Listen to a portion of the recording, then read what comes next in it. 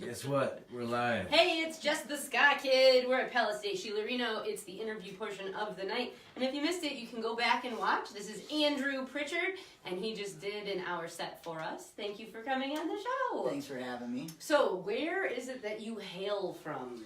I come from Milwaukee, Wisconsin. And how long have you been doing this? I've been trying to do the whole music thing for a while now, but actually performing since June. Okay, so when we saw you, you were like brand new. Brand spanking. Wow. And since then, it would seem, when we met you at Punk Fest in August to now, you've kind of just blown up. Like, you went, we met you there, and then it's been show after show after show after show, and new music and all sorts of stuff. So tell us what you've been doing for the last, 8 months or so? Well, it actually started before I even started performing. When I got in the actual local music scene, it was Timmy Smith from Sunshine Menace who got me into it. And I'd only go to Sunshine Menace shows, but then winter came and shows kind of chilled. And then during spring, there was no more sunshine. Then around spring of last year, I started just like going on my own to these shows, and I started hanging out with Resistance. And it was just over the course of hanging out with them that I'd meet other bands. I was going to shows 3 times a weekend, going to other people's shows until the point where a band called Atheists and Airplanes, they got me my first show in June. And then it was crazy how everybody, they just knew me. And then it became known that I could do a show last minute, drop of a dime, and I could, I travel, my job, I could make my own schedule, and it was just very easy and dependent for me to be there and where. So actually like 95% of my shows have been because of recommendations, and they're usually last minute shows. So I put most of my kudos to going to other people's shows because it really has paid off a lot. Networking, it works if you work it. So It's free. and it's free, right? I'm not trying to say I work my friends, but Hey, I mean, recommendations are, I would say the best way to continue to brand yourself, because you've got, the support of other people.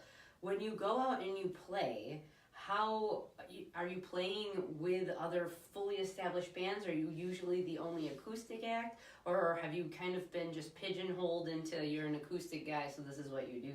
there might be only 1 or 2 shows that I can remember that were other acoustic stuff.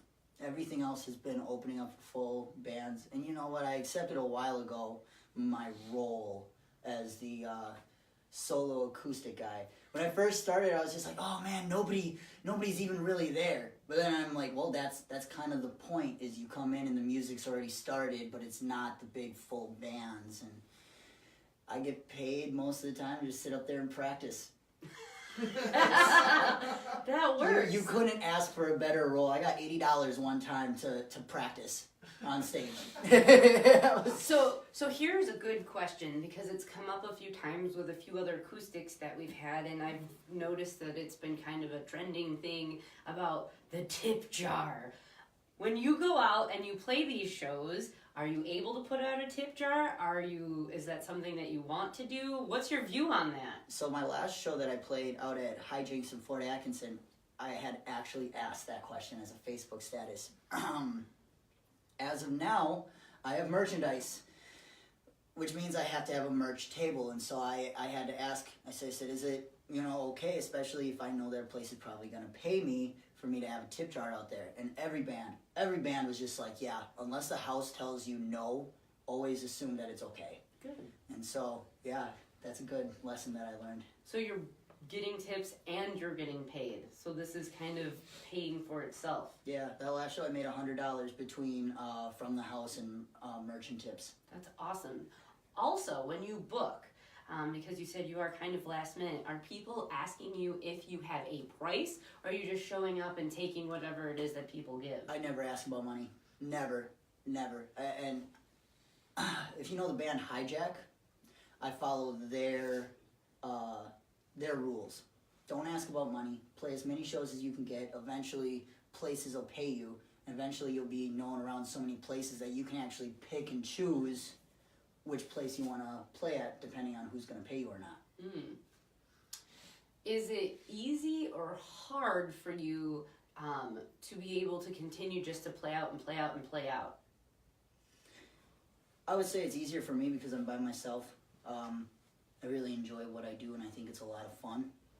I've never really considered it to be too much of an issue to continue to play. I find it really exciting. Last year, even though I started in June, by time August I was getting an average of 4 shows a month. And so to be able to say that for such a new person, I'm kind of getting around there, I never see an issue. Maybe in 2 years when you ask that question, it'll be a little different, but...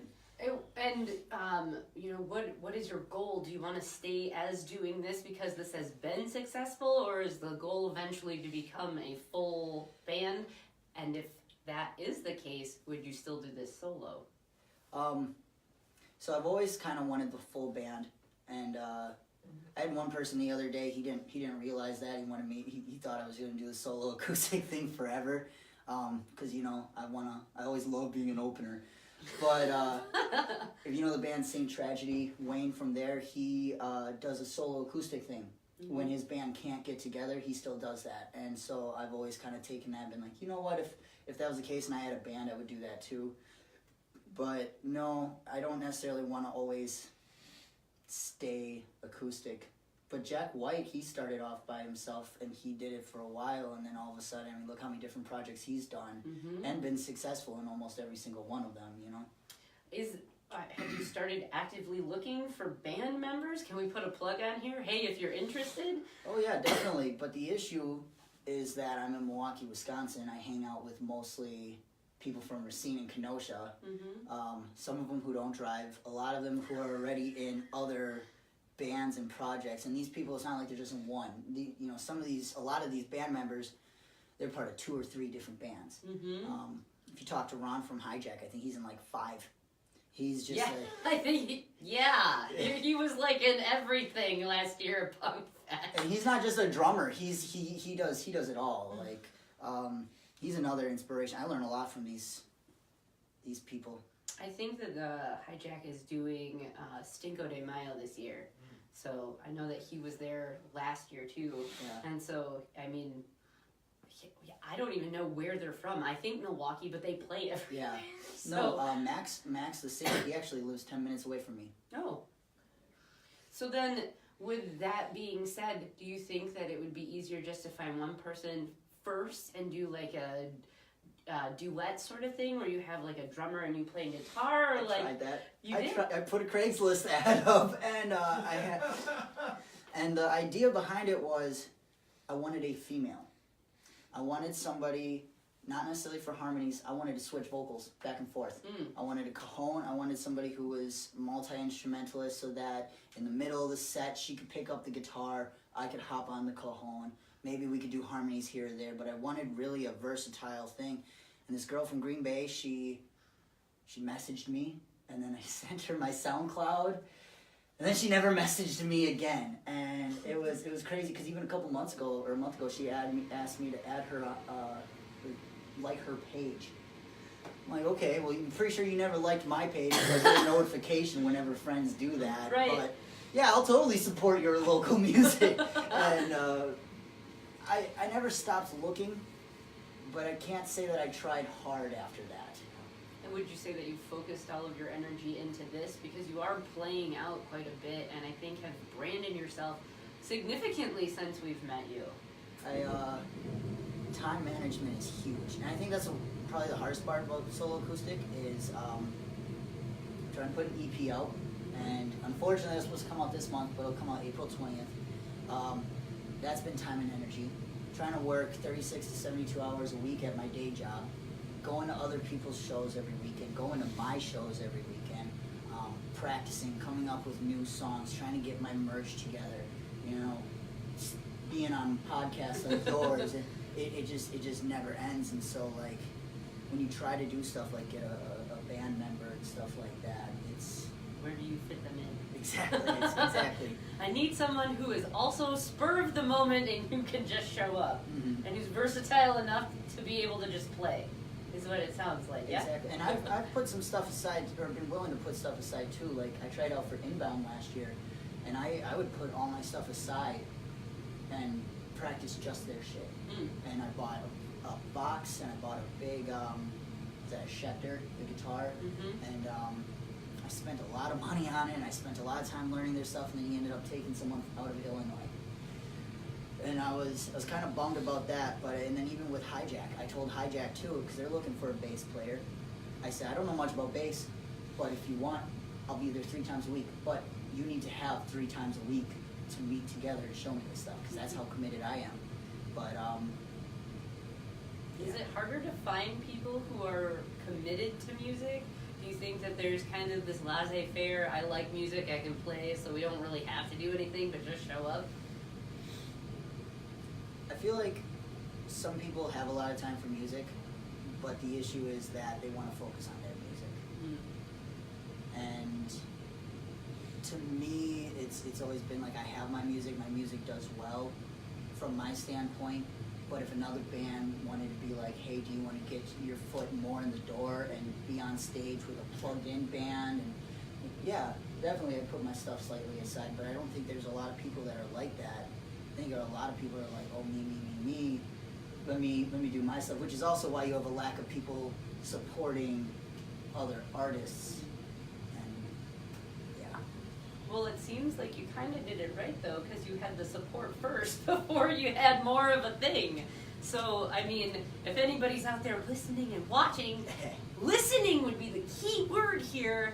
Make sure that you establish those partnerships and network, because that's really the key to success in pushing your stuff out there. And I know when you had reached out to me to ask questions about promotion and stuff, I think those were the things I said back to you. Yeah. Make sure other people are sharing your stuff and doing these things. Where does your inspiration come from to write your music? Lyrics have usually come from a lot of personal stuff. I have bipolar 1, and that comes with severe depression, and I also have borderline personality disorder, which Second Tries, believe it or not, is about borderline personality disorder. Because you're trying to stop and you can't. Exactly. Gotcha. And a lot of the stuff, if you were to actually look at the lyrics, you know, I'm a grunge head, and so my inspirations are, you know, I like the darkness of Chris Cornell and the like, and Alice in Chains, that like drug abuse and suicidal thoughts and everything. But then I get my whole lyric writing from like Kurt Cobain, that poppiness, you know. And so I try to almost write like all 3 of them combined, and then get a little Eddie Vedder in there too, with a little poetic shit. And as far as the actual other music, sometimes it's spur of the moment, like that new drinking song. That's awesome. That was awesome. So, and the people watching, who is it, Berber House? They were like, new song equals new favorite. Yeah. So that's, enter that into rotation. Hanson, he's great. He is a wonderful supporter, and he's one of my inspirations, and he's even got books on Amazon. But as far as also like helping and with inspiration, Timmy Smith from Sunshine Menace, he helped write the chords for Dear Sister. Oh. He did the music for that. I showed up, I was like, oh yeah, I got this song pretty much ready. What do you think? He's like, I kind of like that. What if we tried this? And then within 2 hours, we had it ready to go, and it was a lot of fun. So you bounce around, it would seem, from a whole bunch of scenes, because you're in Milwaukee, but you said you come down here a lot. And have you crossed into Illinois too? I have. And then you've gone west. So, and have you also gone then north into like? Sheboygan's the farthest north. Okay. So far, but I will be doing Glacier Lake Valley, that, and I'll also be doing Stirfest. Awesome. So. What other things do you have lined up currently? Currently, it's a lot of promotion stuff. It's a lot of, I'm trying to get my YouTube page. How you guys have your show every week go up. I want to have something every week. So I do rap on the side for fun. So it's like. You do? Yeah.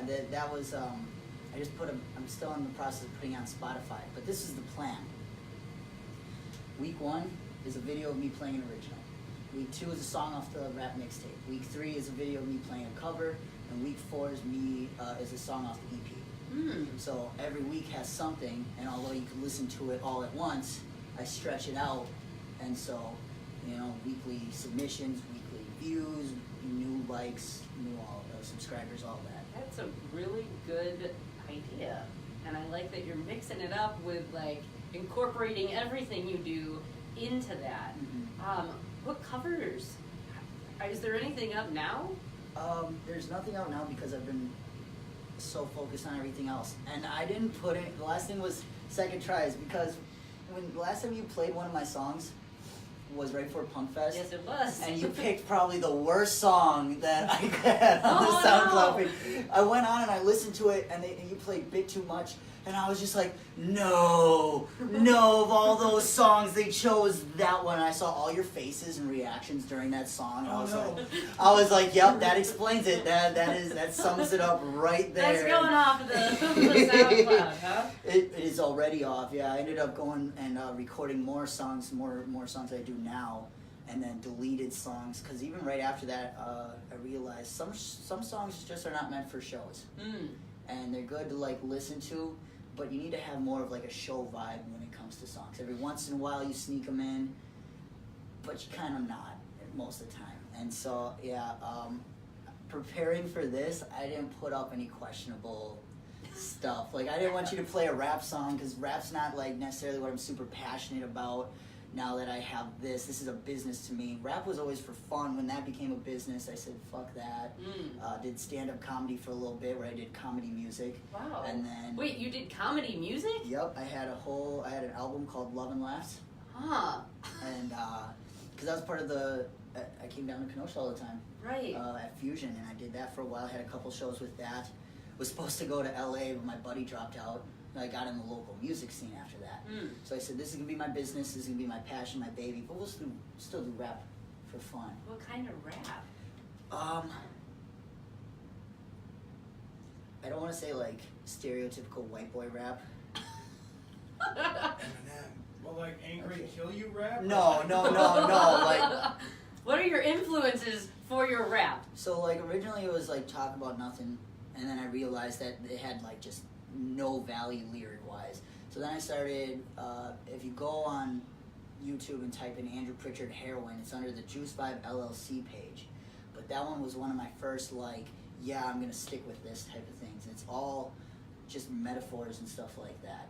And I was like, okay, well, that's what I'm going to do. I'm start putting smart lines into there. And then eventually got to my mixtape, which is called Music Therapy, and it's all about dealing with kind of the dark demons in ourselves. And kind of just metaphorical lyrics to kind of go with that throughout it. But when you do your rap, do you make all of your own beats, or do you go take samples from other people, or how does because that's a whole different element than this. I used to be a copyright thief. I used to... Napster! Yeah, now available on Jess the Ska Kid! No. And then I had this buddy. We kind of recently fell out due to the mixtape. He made all my beats for years, and he's talented. Honestly, no matter what my personal feelings about it, if you're looking for beats, go to Apostle Beats. I highly recommend him, and it doesn't matter what my personal feelings are. He's wonderful. Really knows what he's doing, and he just go to his Facebook page. He has a link to his new website. So he made my beats, and even now he's told me too, even though me and him aren't good, that he'd give me or sell me more beats. But he ended up doing my recording and producing for that as well. Who's doing your recording and producing for this new EP? His name's Devin Huckstep, and you wouldn't believe it from the quality of the music. He's 19 years old. How did you find this human? I worked with him at Quad, and one day we're on like the most boring machine in the world, and I'm sitting there, you know, with my pink hair and talking about my music stuff, and he's sitting there talking about his music stuff, because he also plays and performs mostly out in Heartland and places like those for all the rich people. And for all the rich people. dude, he gets paid to play for like hours at a time. And what does he do? He does solo acoustic if he's by himself, but if you were to go to his SoundCloud, you would just be amazed. Go to SoundCloud, Devin Huckstep. But he is in school for music production, and so I kind of dabbled with Logic here and there. And then I sit there, I'm like, oh, I know it's going to be a pain, but could you just do this little thing? And he'd do it in like 2 seconds. Yeah, that wasn't a pain at all. What? You just did that for a kid is super smart. And he says that he's still learning things every day in school about it. And I can't believe some of the things that he does. But Very cool. That's neat. So then your EP is, like, we played, you know, music off of that is on YouTube. Mm-hmm. You have 2 songs up, right? Mm-hmm. How long is your EP gonna be? Right now it's 6 songs. Okay. With a bonus track. The other day we were in the studio. Is it gonna be a hip hop one? No. You gotta see one of those in there. I do have a song coming out later this year that's like a cross between what's on the EP and kind of a hip hop drums and bass on it. But we were messing around in the studio, and once in a while I'll have him like take out the guitar just to see what it sounds like. We're doing Good Day to Be in Love.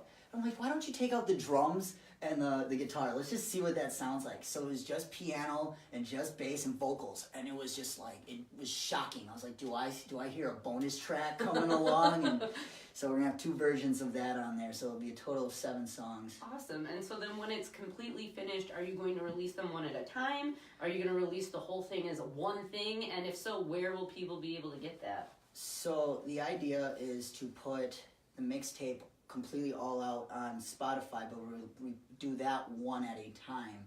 But then when the EP comes out, put the rest of the songs out there on YouTube right away, and then put it on Spotify as well.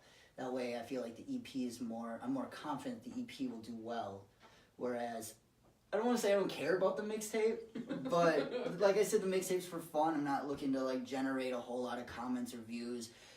Like, I had a dislike on it on one of the songs, and I was just like, I really don't care what the dislike is, but I just want to know who and why.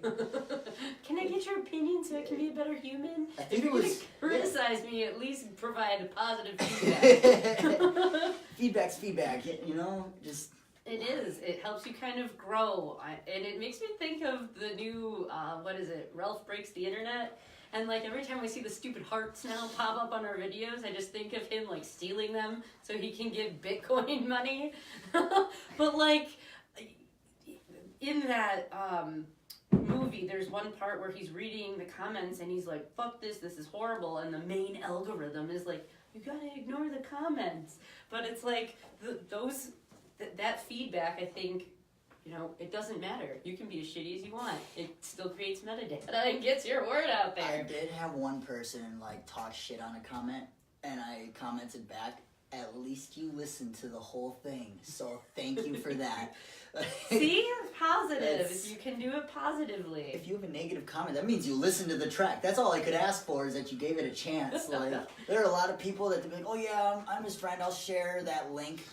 And I'll be like, oh, hey, what did you think of that song? Oh, no, I just shared the link. I didn't actually listen to the song. Are you... Oh, no. That hurts a little bit. Don't be that person. At least listen to it. I love the support, don't get me wrong, but support comes in a variety of ways. I'd rather you tell me what you thought of the song versus sharing it. Honestly, that's just my opinion. That's... Where do you want your EP to go? Do you think that you will drop it at, like, various places? Do you want it reviewed? Like, you know, there's more humans that are like us that do shows like this. Is that a goal of yours? It's always the more I can get my name out there, the better. Right now I'm trying to focus everything on Spotify, iTunes, and YouTube. I want to leave SoundCloud alone because my SoundCloud is for what other bars and venues are anticipating to hear when I play there. So I leave all my acoustic stuff up there only. But, you know, if I can get other podcasts and stuff like that. I went to a show the other day and there were 2 people from separate podcasts, and handed them my business card. Hey, you want to find my stuff? Here's all 4 of the places I'm on. You contact me through any of them. What's the best social media platform for you, would you say? Facebook. And why is that so good? Because it's one of those things that I learned from watching other artists. Josh from Resistance, I learned so much from him. He's the reason why I stopped putting personal stuff on Facebook. No matter what my feelings were or whatever. The fact that if you look at his Facebook, most of it is him sharing other people's events or links and even his own stuff. And so a combination of that, me sharing other people's stuff, I get their attention. They then share my stuff. It's a good way to like invite all your friends to like someone else's page. And then honestly, a lot of people are like, oh, if I have to spend money, I don't want to do it. That's not true at all. You ever hear the phrase, gotta spend money to make money? Yeah, so if I put out a new YouTube video or even this event, I boosted this event with just $10 for 2 days. Like, I can get 1,000. You can target it. And once this is done and edited too, we will send you those so that you can put them on your YouTube too. Because that's the whole point of doing this. Because that's what our philosophy is. We should be sharing things. People need to have a voice and they have to have a platform to do so. And I think my main crux or pet peeve within the music industry is everybody squares themselves off into little boxes and doesn't want to help anybody else, which is frustrating to me. Because we can all succeed if we all help each other.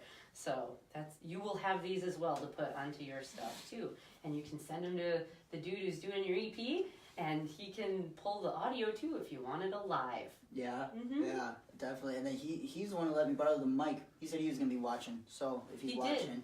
He did? Yes. Oh, cool, and he commented that you sounded good. A lot of people commented that it sounded really good. So cool, thank you everybody. Yes, you did well. It was enjoyable. I mean, it was hard to record you at Podcast because we're outside in the dark and like right next to a fucking door. I was at that weird lighting too where it was like kind of dark but not dark. They had like one light here and then like the second day we found lights. We found where the fucking electricity was and we turned the lights on in the beer garden because Mike was like, fuck this, we're not doing it in the dark again. We had 3 of us that would take turns putting our iPhone lights on and standing it up so that... We did it, yeah! We're flashlighting you. There's some light out here somewhere. Oh yeah. We found it. So you have mentioned a few times, that you have business cards, which I don't know if the First Rule has business cards. I don't think any other band that we've come across has them. So that's new and unique, and I think a great marketing tool. And you have merch now, and we got a sticker and a wristband. Again, kudos on the new thing, because we've never gotten a wristband from anybody. So what else do you have available? Right now, that is kind of it until these t-shirts get made. The last time I tried ordering t-shirts, I wanted my name printed underneath the logo. And the guy told me that I needed to have a separate graphic artist put my name under the logo and then send it to him. And I was like, that's really confusing. You would think that it'd be really simple for you. I don't have the software for that. I would figure if you have the stuff to make a screen printing place? Yeah. And they couldn't fucking do ANDR. And then the thing was I put on Facebook, is there any graphic designer that can help me so that I can get my t-shirts made? And I only had people who were making t-shirts hit me up, and it was like 20, 30 all at one time. I was like, you guys, don't know how to read, because I'm looking for a graphic designer. Maybe I shouldn't have put 4 t-shirts on there, but still. And then... people don't know how to read. Yeah, so it just got frustrating, but, I mean, it's a simple thing, because my logo has a white back template, and I don't know how to change that. So I've always just gotten everything white. The white business card, the white stickers, the white wristband, and now there'll be a white t-shirt with the logo and the name underneath that.